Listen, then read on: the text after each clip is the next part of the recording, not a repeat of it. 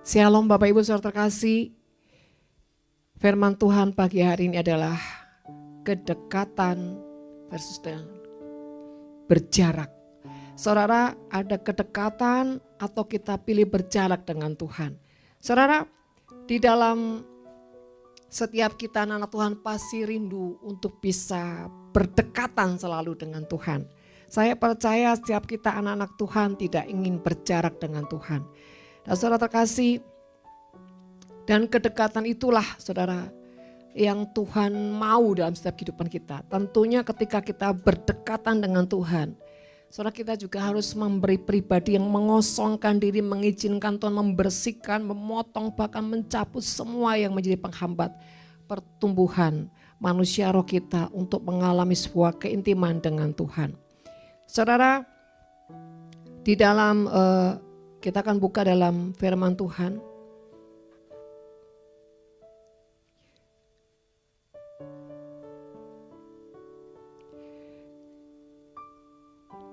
Di dalam di dalam Yakobus 4 ayat 8. Mendekatlah kepada Allah dan Ia akan mendekat kepadamu. Tahirkanlah tanganmu, hai kamu orang-orang berdosa, dan sucikanlah hatimu, hai kamu orang yang mendua hati. Saudara, firman Tuhan berkata, mendekatlah kepada Allah dan Ia akan mendekat kepadamu.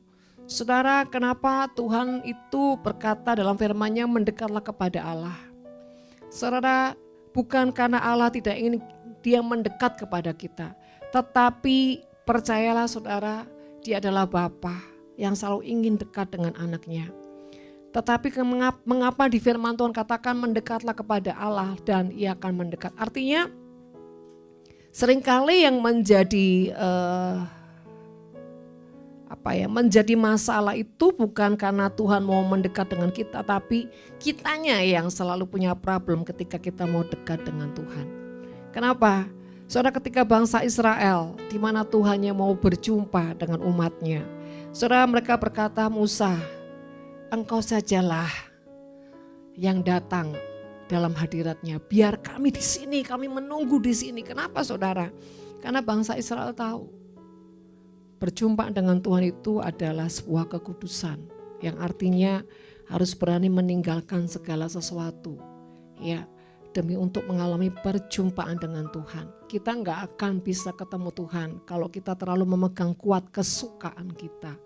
Kita nggak akan pernah bisa ketemu dan mengalami Tuhan, bahkan mendapatkan hatinya, kalau kita masih mencintai zona nyaman kita. Sebab itu saudara, bangsa Israel merasa cukup kamu aja Musa yang berjumpa dengan Tuhan. Kami menunggu saja di sini. Sehingga saudara, pemahaman-pemahaman seperti itu sehingga menjadi satu statement anak-anak Tuhan. Yang di dalam Yesaya 29 ayat 13 dikatakan, dan Tuhan telah berfirman, oleh karena bangsa ini datang mendekat dengan mulutnya dan memuliakan aku dengan bibirnya, padahal hatinya menjauh daripadaku dan ibadahnya kepadaku hanyalah perintah manusia yang dihafalkan. Saudara, ini yang menjadi kebanyakan anak Tuhan. Mereka itu datang mendekat hanya dengan sebatas mulut, saudara. Tetapi dikatakan hatinya itu menjauh, saudara. Kenapa? Karena hati ini selalu berbicara tentang sesuatu yang dibersihkan, dibentuk, dipotong, dan ditahirkan. Bahkan hati berbicara semua yang harus ditanggalkan supaya yang kudus ini bisa tinggal dalam tahta hati kita. Dan ini banyak orang yang seringkali tidak siap, saudara.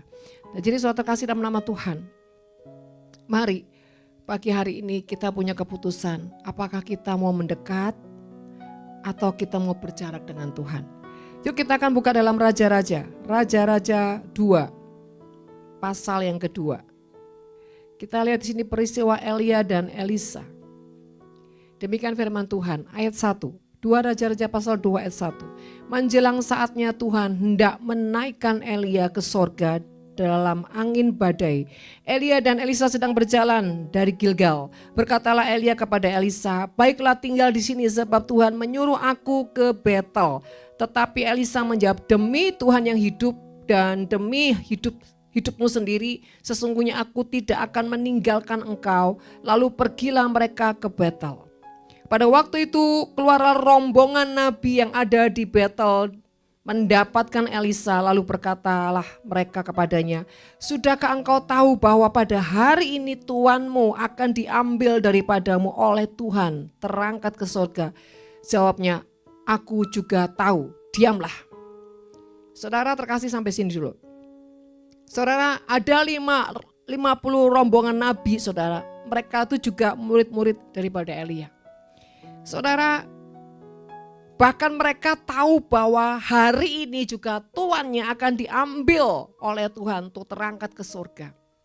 Tetapi yang membuat aneh, mereka tidak semakin mendekat dengan Elia, tapi mereka berjarak dengan Elia. Bahkan 50 rombongan nabi ini berusaha mempengaruhi si Elisa. Untuk apa? Untuk tidak mendekat dengan Elia. Sehingga saudara, saya sempat aneh juga dengan jawabannya Elisa itu. Dia bilang begini, aku juga tahu, diamlah. Nah, ada tanda serunya, diamlah. Ini artinya jangan banyak bicara. Kenapa saudara? Karena apa statement yang dikeluarkan dari rombongan nabi ini dari hati yang tidak benar. Saudara terkasih dalam nama Tuhan, apa yang ada di hati sekalipun dipoles secantik apapun, itu tidak bisa dipungkiri atau tidak bisa dimanipulasi dengan apapun, dengan orang-orang yang hidupnya bergaul dengan Tuhan. Kenapa? Elisa itu harusnya Elisa ngomongnya baik-baik dong. Iya, saya tahu kenapa. Harusnya begitu. Atau dia juga bisa bilang, aku juga tahu itu. Tapi kenapa di akhirnya itu ditulis diamlah? Ada tanda seru, saudara. Diamlah itu seperti penegasan. Artinya jangan banyak mulut, saudara ya. Kan aneh. Kenapa Elisa begitu sensitif, saudara? Karena Elisa tahu apa yang dikeluarkan 50 rombongan nabi ini sesuatu yang hatinya enggak murni. Ya, hati daripada yang ya tidak berkenan lah, saudara.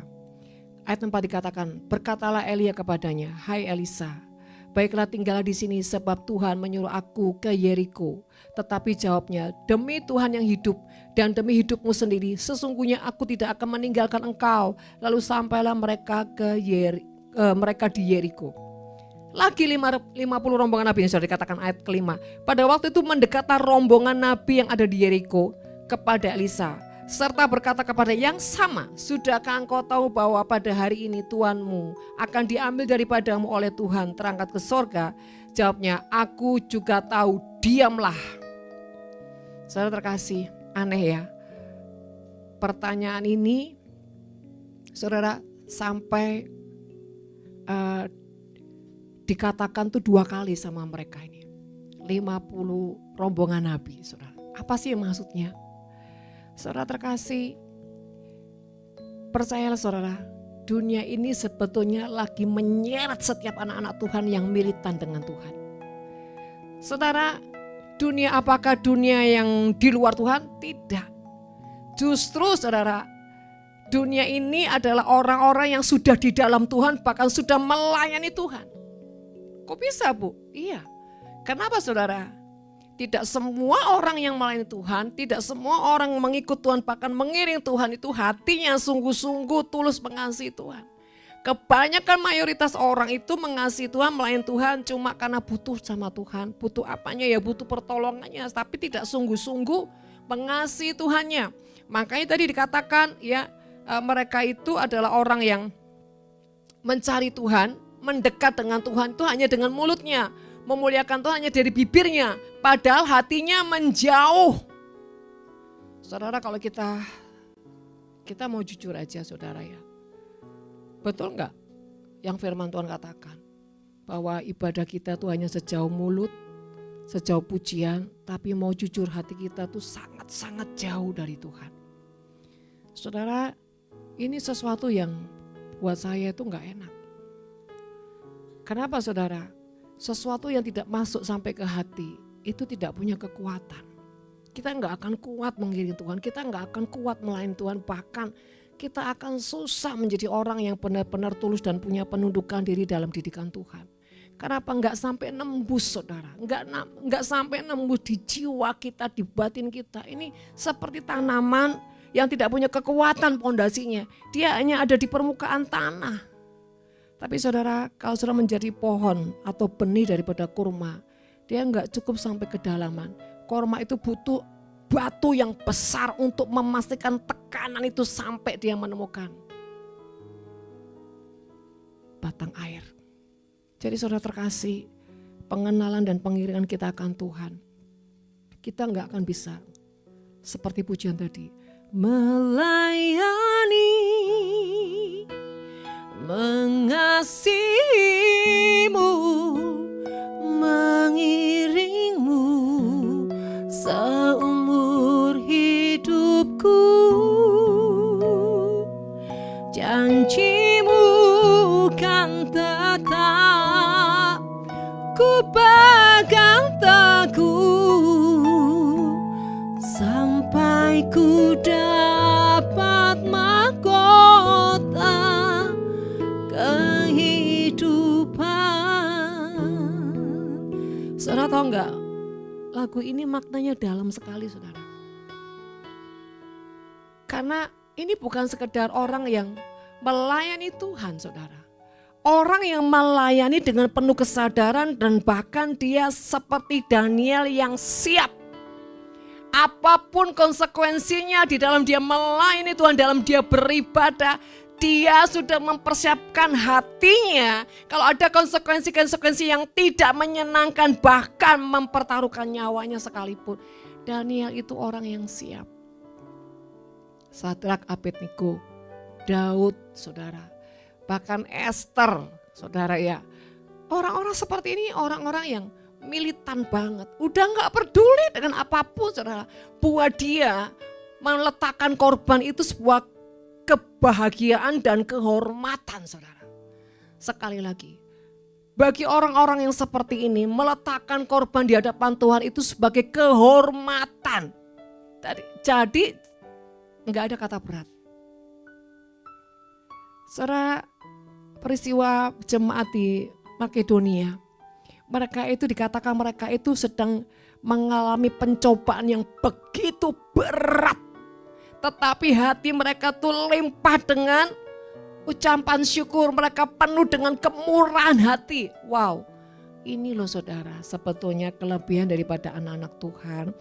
Jadi harusnya anak-anak Tuhan tuh punya indikasi seperti ini. Ya, nah saudara kembali lagi rombongan nabi yang ada di Yeriko. Saudara kasih rombongan nabi loh. Ya, satu udah bicara banyaknya jumlah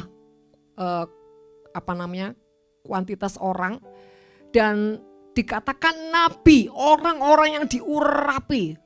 Saudara, ini bicara orang yang bukan di luar Tuhan, tapi orang yang sudah diurapi Tuhan, dipakai Tuhan. Ternyata hatinya, saudara, hatinya tidak ada Tuhan. Saudara terkasih, seperti pujian tadi, melayani, mengasihi. Jadi enggak cukup cuma melayani sebuah kewajiban, melakukan sebuah kewajiban, rutinitas agamawi. Dikatakan melayani harus dasarnya tuh mengasihi. Saudara, mengasihi itu artinya dia akan lakukan sesuatu yang membuat orang yang dikasihi itu sampai merasakan sebuah korban yang dia persembahkan. Sampai dia merasakan. Kalau belum dia merasakan berarti belum sampai ada sentuhan. Bahkan mengiringmu seumur hidupku. Jadi gak ada jeda saudara. Seumur hidupku apapun itu keadaannya tidak membuat dia terhenti saudara untuk melayani Tuhan. Ya. Bahkan dikatakan mengiringmu seumur hidupku, janjimu kan tetap ku pegang teguh. Saudara, artinya gini, apapun keadaannya, mau di lembah, di padang gurun, bahkan di bayang-bayang maut saudara, dia tetap pegang janji Tuhan. Saudara, ini yang perlu kita renungkan. Adakah saudara tetap pegang janji Tuhan? Atau saudara hidup tergantung mood saudara? tergantung kedewasaan, tergantung kondisi. Saudara, kalau rasa nyamanmu itu masih baru tahap, semua yang membuat nyaman di dagingmu, berarti engkau terlalu masih jauh dari Tuhan.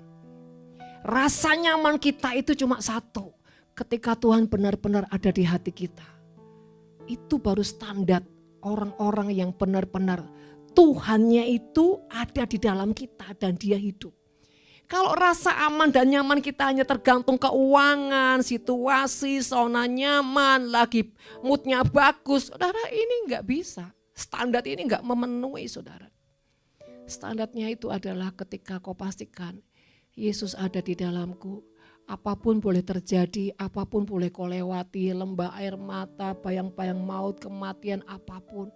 Tuhan, yang terpenting janjimu kan tetap ku pegang teguh sampai ku dapat mahkota kehidupan. Saudara, yang namanya mahkota itu bicara kemuliaan, dan kemuliaan itu akan saudara dapat ketika saudara sudah mengalami yang benar-benar direndahkan sampai ke titik kematian, saudara. Itu baru dapat mahkota. Kalau belum sampai tahap itu jangan pernah berharap saudara dapat mahkota. No, tidak semudah itu, saudara. Tidak semudah itu. Jadi saudara terkasih, mari kita harus memuji Tuhan itu dengan pengertian, dengan buka hati, dengan kesadaran, bahkan dengan sebuah keputusan. Karena itu akan membuat benih firman atau benih roh Tuhan itu menjadi hidup dan bertumbuh, saudara. Tapi kalau kita cuma nyanyi tanpa pengertian, tanpa pemahaman, tanpa sebuah keputusan, tanpa sebuah kehidupan, benih itu akan seperti jatuh di pinggir jalan, di batu-batu, bahkan di semak duri yang membuat enggak ada pertumbuhan sama sekali. Tuhan dan rohnya di dalam kita. Saudara, mari ya, entah kenapa kita harus nyanyi lagu ini, saudara, yang kemarin tanggal kita udah nyanyikan. Saudara terkasih, bahkan saudara ada statement di lagu ini. Berapapun harga yang harus kubayar. Gimana Dria? Berapapun harga yang harus ku bayar, ku kan tetap setia. Wah, ini saudara, pujian ini di endingnya, di bait ini nadanya tinggi dan panjang, itu punya pengertian, saudara.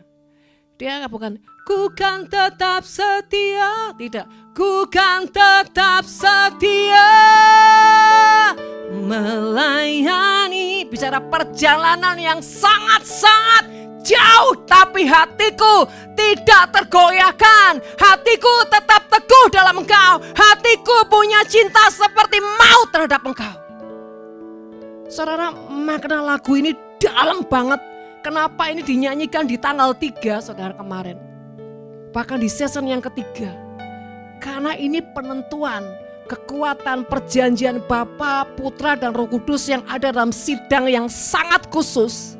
Menentukan orang-orang yang ambil keputusan, Tuhan, ini aku, hidupku, semuanya untuk Engkau.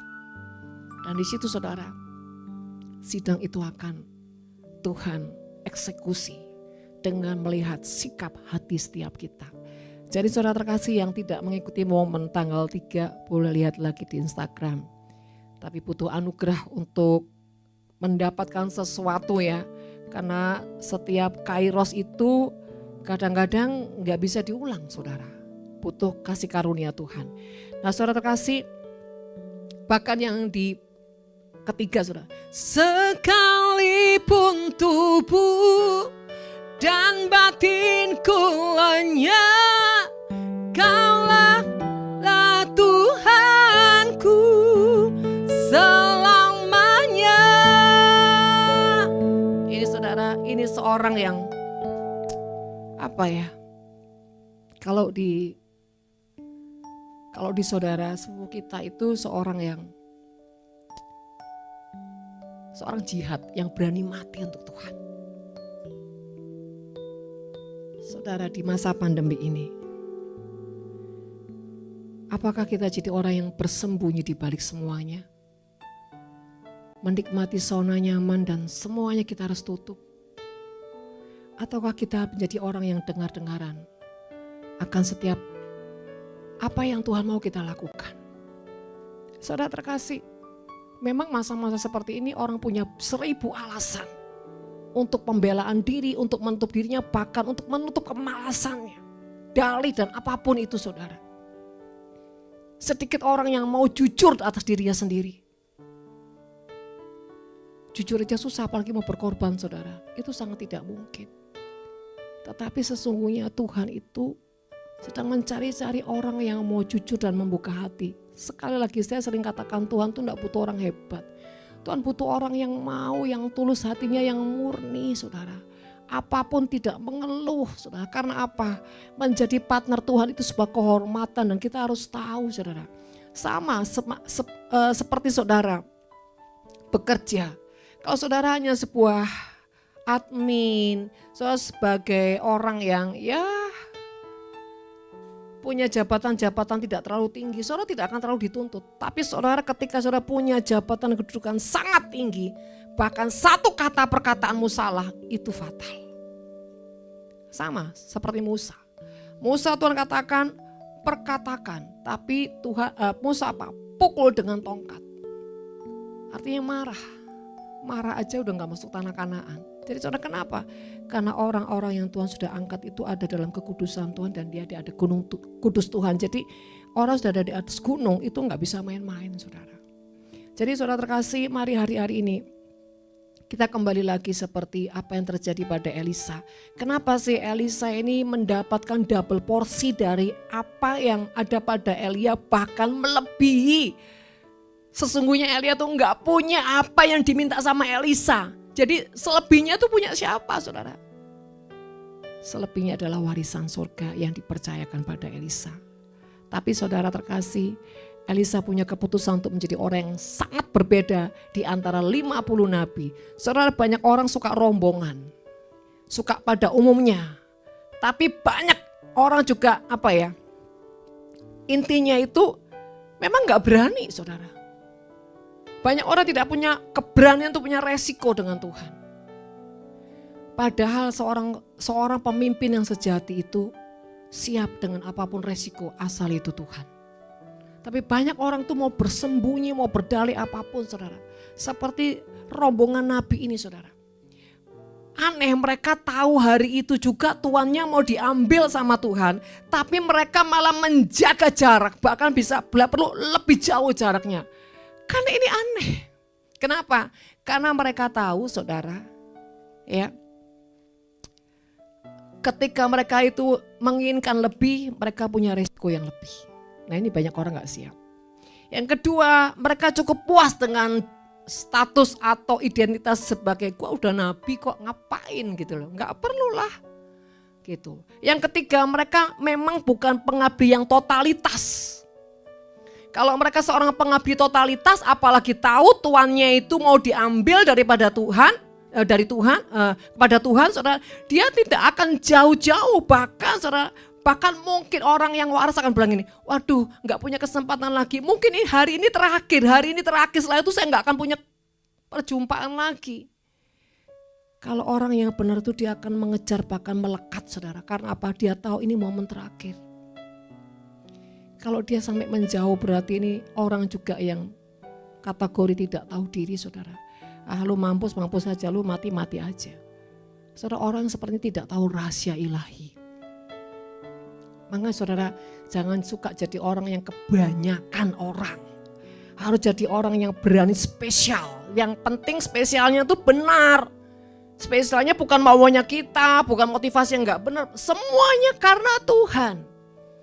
Saudara, orang yang punya kedekatan dengan Tuhan itu selalu identik dengan resiko. Saudara baca di Alkitab. Siapa sih orang-orang yang selalu dekat dan karib dengan Tuhan tidak punya resiko? Enggak ada saudara.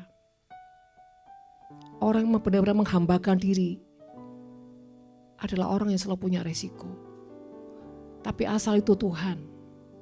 Mereka adalah orang yang selalu punya keberanian. Kenapa mereka punya keberanian? Kembali lagi karena mereka punya bobot hati yang dimana dia bangun dengan sebuah keintiman. Karena saudara, sesuatu tanpa sebuah dibangun atas dasar tanpa sebuah keintiman, semuanya itu nggak akan punya kekuatan. Saudara, saya punya anak rohani yang luar biasa dan cukup teruji saudara ya. Saya mau gampar dia, saya mau tendang dia, saya mau injek dia, apapun lah ya istilahnya saudara. Orang ini nggak pernah berhenti untuk kejar dan kejar. Saudara, kadang-kadang dalam didikan Tuhan tuh harus membuat dia jadi keras. Tapi sisi lain hati saya kadang-kadang nggak kuat, saya nangis. Tapi Tuhan katakan harus didik seperti itu. Dan sering kali saya katakan, bahkan kadang-kadang dia seperti orang memburu saudara.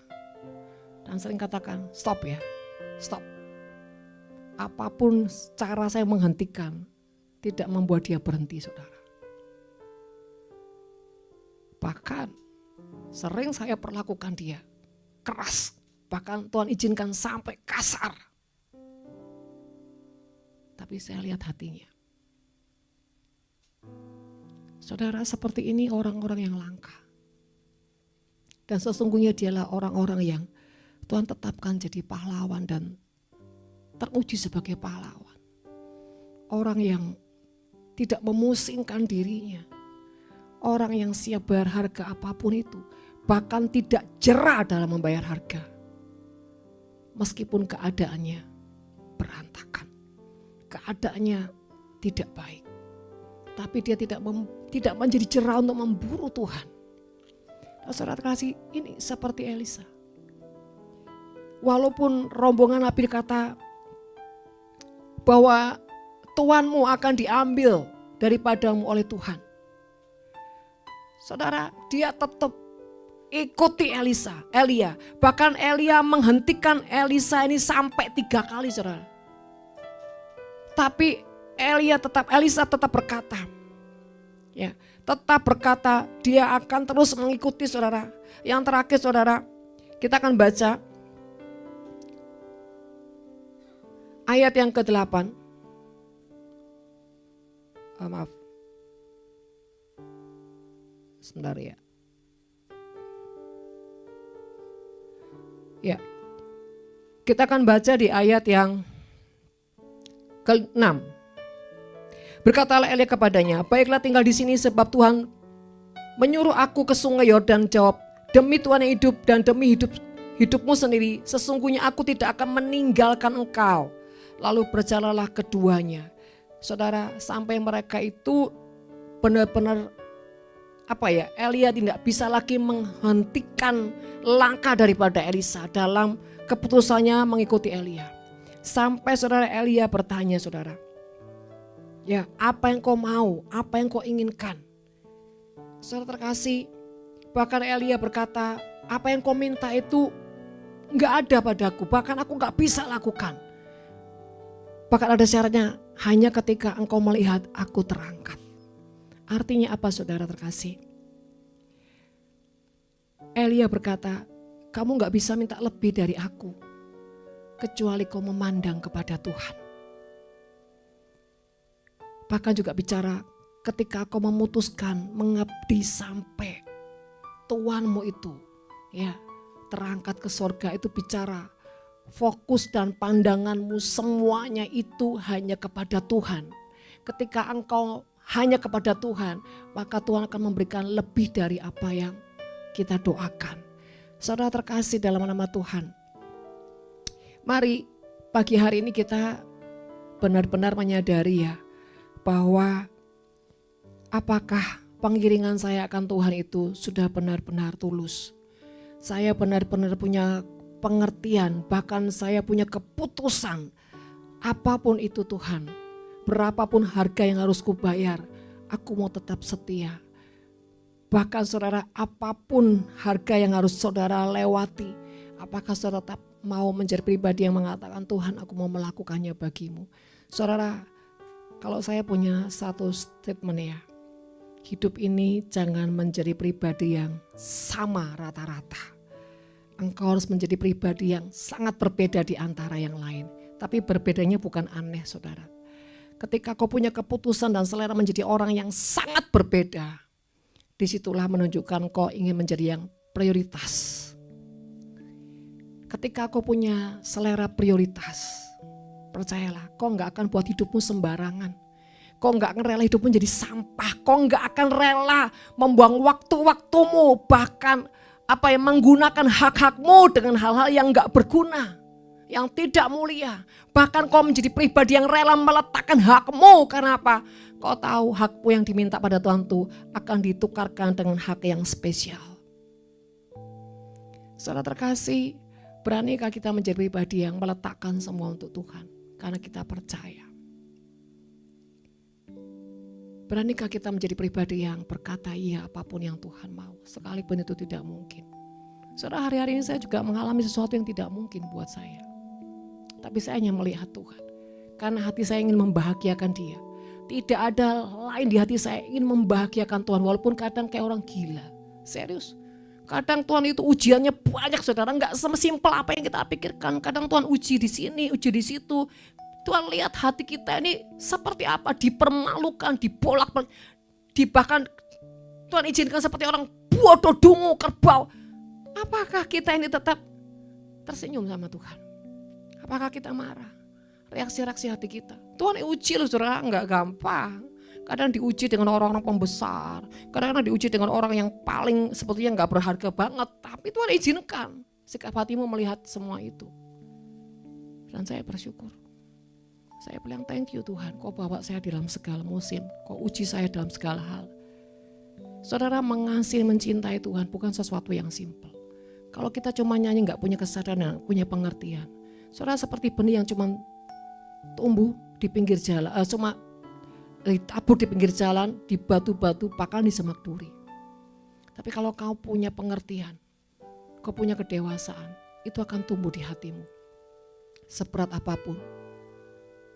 Buat saya gini, hidup ini mau jadi apa? Mau jadi kayu yang cuma dipelamir, saudara, atau kayu yang dibersihkan, atau diukir, saudara. Wah, masih diapa lagi ya, dipahat dan bla bla. Saudara, hidup ini akan cuma menjadi sesuatu yang biasa atau mau jadi emas yang mulia. Saudara, saya punya selera. Menjadi sesuatu yang mulia itu tidak harus orang kaya. Tapi orang yang kaya hati pasti kaya segalanya. Orang yang kaya tapi hatinya gak kaya, itu bukan orang kaya, saudara. Orang sesungguhnya orang kaya itu adalah kaya hatinya. Mungkin tidak terpandang, mungkin bukan orang yang kaya. Tapi kalau kita punya hati seperti hati Tuhan, dialah orang kaya. Orang kaya gak pernah takut dan tidak pernah habis menabur. Di segala musim dia akan terus totalitas. Karena apa? Hatinya kaya. Hati kaya itu bicara sumber, saudara.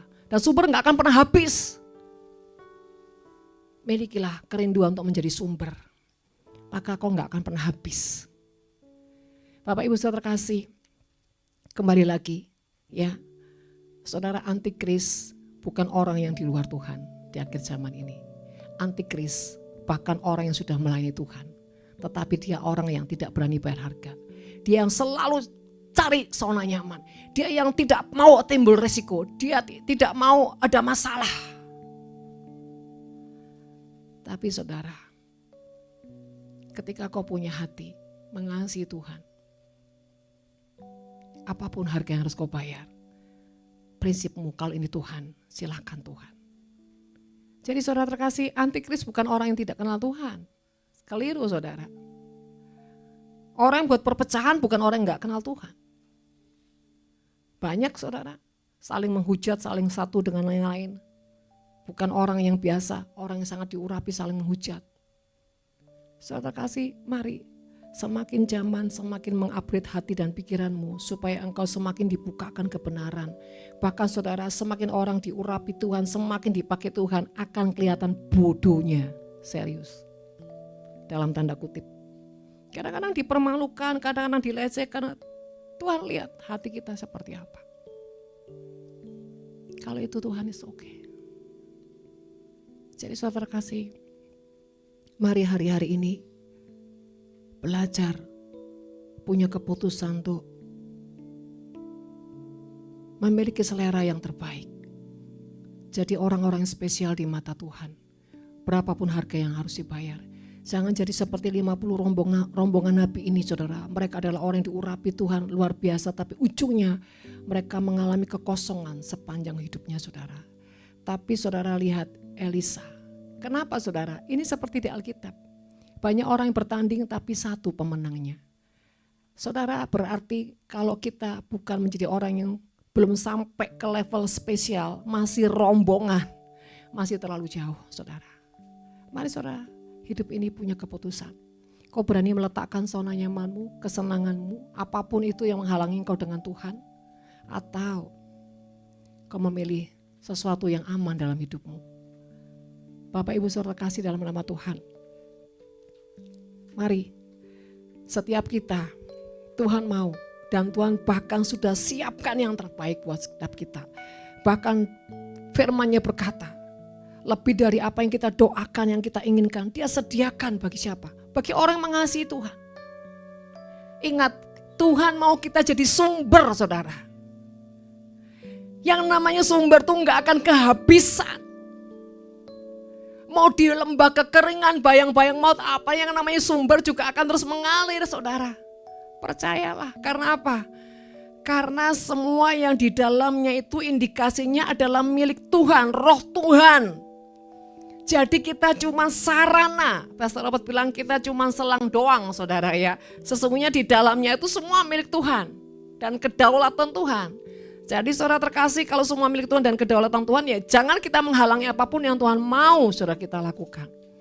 Dan saudara terkasih, dan hari-hari ini terus saya diperlihatkan dengan mempelai Tuhan, mempelai Tuhan, dan ada satu meja yang sangat besar diukir dengan emas, saudara. Meja itu di atasnya tuh ada warna putih kilau, saudara. Tapi di pinggirannya itu, saudara, itu emas. Dan semua yang disajikan, semua perabot-perabotnya itu adalah terbuat dari emas. Dan Tuhan berkata, masuklah, duduklah sehidangan denganku, kekasih-kekasihku, sahabat-sahabat dan mempelai-mempelaiku. Tetapi saudara, saya lihat bangku-bangku itu masih terlalu kosong. Hanya ada terisi 2 bangku yang terisi. Yang lain masih kosong, dan Tuhan berkata, di manakah mempelai-mempelaiku? Saudara, untuk menjadi mempelai Tuhan, jubah harus dirubah. Jubah harus ditinggalkan, jubah keangkuhan, jubah dunia, jubah kesenangan, apapun saudara. Yang adalah jubah kemurnian, ketulusan, harga yang mau dibayar. Bahkan mempercayakan Tuhan atas segalanya. Saudara, memang tidak mudah. Saya alami tidak mudah. Tapi kalau saya mikir semuanya itu stres, saudara. Buat saya adalah gak usah mikir banyak-banyak. Ikuti aja maunya Tuhan. Percaya bahwa Dia tidak pernah merancangkan yang jahat. Ketika saya mau melangkah dan melangkah, ujungnya saudara bukan jurang, tapi jalan kemuliaan. Jadi Bapak Ibu saudara kasih, sekali lagi memang tidak mudah. Menjadi orang yang punya keputusan berbeda di antara semua orang, itu tidak mudah, saudara. Tapi saudara, ketika kau punya sebuah pengertian, ya, maka pengertian itulah yang membuat engkau juga disertai dengan ketulusan. Akhirnya saudara, ada ketulusan yang benar-benar sekalipun kau gak ngerti pun hatimu tulus mengasihi, dan kau gak pernah menjadi pribadi yang menghentikan langkahmu, menghentikan perbuatanmu, sekalipun itu menyakitkan, itu macam-macam, saudara. Ya, makanya saya sebetulnya setiap kali nyanyi lagu ini, saudara, saya itu benar-benar mengalami yang namanya area alam roh yang benar-benar itu nikmat dan sangat-sangat indah, saudara. Dan di situ Tuhan berkata, inilah ada bilangan orang-orang yang punya keputusan. Apapun harga yang dia bayar, dia tetap setia. Dia tidak memberontak apapun, saudara. Dan teruji dalam segala penundukan diri, teruji dalam segala waktu, bahkan teruji ketika Tuhan bawa dia ke lembah-lembah bayang-bayang maut sekalipun, hatinya gak ada yang menghujat dengan Tuhan. Saudara terkasih, pakai saudara, kalau saudara renungkan nyanyian ini sebuah ketika kita nyanyi dan itu sungguh-sungguh kita sudah menjalani, kita akan dibawa kepada dimensi roh yang sesungguhnya sampai kita punya pemahaman betapa dahsyat ya Tuhan ketika aku punya keputusan untuk meletakkan semuanya dan cuma menginginkan Engkau. Saudara, kebahagiaan apapun yang dunia sodorkan gak akan pernah bisa menyamai kebahagiaan yang Tuhan berikan saudara. Makanya kita kalau gak mengalami sendiri kan susah menggambarkannya, susah mengimajinasikan karena gak mengalami saudara. Tapi ketika kau mengalami, sekalipun ada lembah air mata, bahkan kesakitan yang kau rasakan, justru kesakitan yang melepaskan air mata itu menjadi madu kemanisan. Saudara ingat di bulan 3 ini temanya adalah menjamu raja dan anggur yang berkenan. Saudara, kita dalam bulan ketiga ini kita masuk di statement ini saudara. Jangan lupa setiap hari kita menjamu raja dan menjadi anggur perkenanan. Mari berlomba-lomba. Isi cawan anggur perkenanan. Buat hati rajamu sampai berkenan, sampai dia mengeluarkan tongkat emas saudara. Tapi jangan punya motivasi ya. Saya sangat berharap buat setiap saudara mengalami realita Tuhan, realita surga. Bukan kata orang, tapi saya secara pribadi mengalaminya. Amin saudara. Mari kita akan renungkan firman Tuhan. Jadilah seperti Elisa. Serombongan nabi besar menghalangi dia. Dia tetap tidak tergoyahkan. Dia memburu tuannya sampai nafas terakhir. Ujungnya Elisa adalah orang yang bisa dipercaya Tuhan sampai ending hidupnya. Bahkan tulang-tulangnya saudara bisa menghidupkan. Kenapa saudara terkasih? Karena pribadinya memberikan semua utuh, mempercayakan untuk Tuhan. Amin.